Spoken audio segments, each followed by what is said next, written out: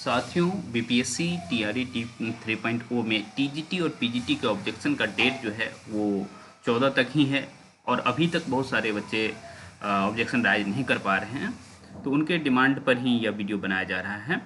और उसके लिए सबसे पहले आपको क्या करना है, अपने ब्राउज़र में, चाहे कोई भी ब्राउज़र हो, ज़्यादातर लोग गूगल यूज़ करते हैं, तो गूगल ब्राउज़र में बीपीएससी टाइप करेंगे। और बीपीएससी टाइप करने के बाद ये आपको देख पा रहे होंगे। बीपीएससी टाइप करने के बाद इस पर जब आप क्लिक करेंगे, जैसे आप फॉर्म अप्लाई किए थे और बाकी सारी काम करते हैं वैसे ही अप्लाई ऑनलाइन पे जाएंगे। अप्लाई ऑनलाइन क्लिक करिए और उसके बाद बीपीएससी ऑनलाइन एप्लीकेशन, इस पर भी आपको क्लिक करना है। क्लिक करते ही आपका लॉगिन आईडी मांगा जाएगा। लॉगिन आईडी मांगने के बाद जो आपको दिखेगा वो कुछ इस तरह से, जैसे आप लॉगिन करेंगे कुछ इस तरह से दिख जाएगा। ठीक है, मैं सारा डिटेल उन स्टूडेंट का मिटा दिया हूँ जिसका लॉगिन आईडी है।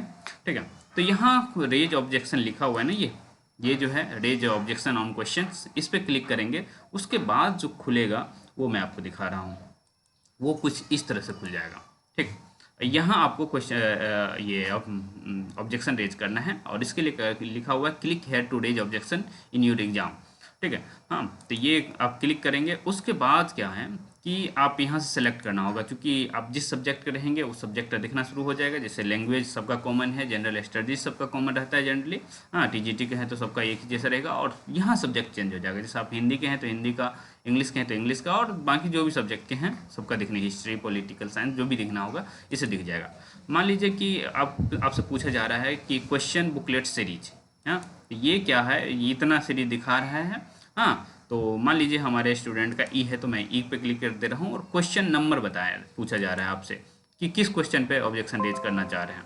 ओके, तो ज़्यादातर लोग सब्जेक्ट के क्वेश्चन पे रेज करना चाह रहे हैं। तो सब्जेक्ट के क्वेश्चन आप जान रहे हैं कि कब से कब तक के बीच है, जो भी आप जिस भी क्वेश्चन पे रेज करना है, फर्स्ट से लेके और 150 तक का क्वेश्चन के, एक से लेके आप देख पा रहे हैं 150 से किसी भी क्वेश्चन पे ऑब्जेक्शन रेज कर सकते हैं। तो मान लीजिए हम 90 क्वेश्चन पे ऑब्जेक्शन रेज करना है। आप कह रहे हैं कि कैंडिडेट का आंसर क्या है वो सेलेक्ट कर लीजिए। ठीक है, मान लीजिए सी ऑप्शन कैंडिडेट ने लगा रखा है 90 का सी, लेकिन ये प्रोविजनल आंसर की में 90 का ई आ गया है। ठीक, ये तो आप काम कर लेंगे आराम से। उसके बाद 300 कैरेक्टर में, हाँ, और भी केवल इंग्लिश में लिखना है। ठीक है, तो आप लोग को यदि समस्या है कि इंग्लिश में नहीं लिख पा रहे हैं तो हिंदी में आराम से टाइप कर लीजिए और उसका गूगल ट्रांसलेशन चिपका दीजिए इस पर। ठीक है, तो उसमें हो जाएगा आराम से कि, और डिफेंड करना है अपने आप को कि मेरा आंसर सही है। उस चीज़ के लिए आप जो भी तर्क तर्क दे सकते हैं वो तर्क देंगे।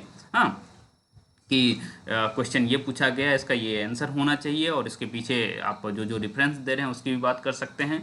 हाँ, तो और उसके बाद जो है page number of reference document पूछा जा रहा है। जो भी दो चीज़ आपको डॉक्यूमेंट लगाना है, एक तो कवर पेज लगाना है और उसी बुक का जो पेज लगा रहे हैं उसको।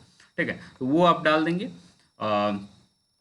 पेज नंबर जरूर डालिएगा और उसके बाद रेफरेंस डॉक्यूमेंट अपलोड कर देना। और 100 केबी में ये करना है। यदि 100 केबी में नहीं कर पा रहे हैं तो आप रिसाइज का ऑप्शन आता है, जैसे गूगल पे जाएंगे और लिखेंगे रिसाइज, तो RESIZ, रिसाइज इमेज का ऑप्शन आता है, उस पर जा करके सेट कर लेंगे कि हमें 100 केबी में चाहिए वो, तो वो आपको दे देगा आराम से। कोई भी सिलेक्ट करेंगे इमेज और आपको वो 100 केबी में मिल जाएगा, क्योंकि हम प्राइवेसी की वजह से मैं दिखा नहीं रहा हूँ। ठीक है, तो यहाँ वो चीज़ हो जाएगा 100 केबी के फॉर्मेट में आराम से आएगा। ठीक, और ये पीडीएफ में होना चाहिए और जेपीजी, और कवर पेज जो है वो सिर्फ जेपीजी में होना चाहिए, ये भी ध्यान रखेंगे। तो आराम से हो जाना चाहिए। अप टू 100 केबी लिखा हुआ है, तो पीडीएफ बहुत ज़्यादा, एक पेज का पीडीएफ 100 केबी में नहीं जाएगा। हाँ, इमेज को भी 100 केबी करना हो तो रिसाइज कर सकते हैं। पीडीएफ को रिसाइज करने के लिए आपको केबी वो रिसाइजर की ज़रूरत नहीं पड़ेगी। आप एक एप्लीकेशन है नोट ब्लॉक या कोई भी स्कैनर जो आप यूज करते हैं उससे 100 केबी का बन जाएगा। उसके बाद यहाँ सीधा सीधा सेव कर देना है। और उसके बाद जो है ये तुम्हें सॉरी, आप लोग को दिखने लगेगा ये इस तरह से। मैं इसको कैंसिल कर दे रहा हूँ। ठीक है, और ये जो लिस्ट दिख रहा है ना, ये भर जाएगा। जैसे आप सेव करेंगे ऐसे ही ये भर जाएगा। तो आप ऑब्जेक्शन राइज इस तरह से कर सकते हैं। ठीक है, तो कर लीजिए। हम कटअप संबंधित वीडियो भी लाते रहेंगे और भी बातें करते रहेंगे, तो मिलते रहेंगे हम लोग।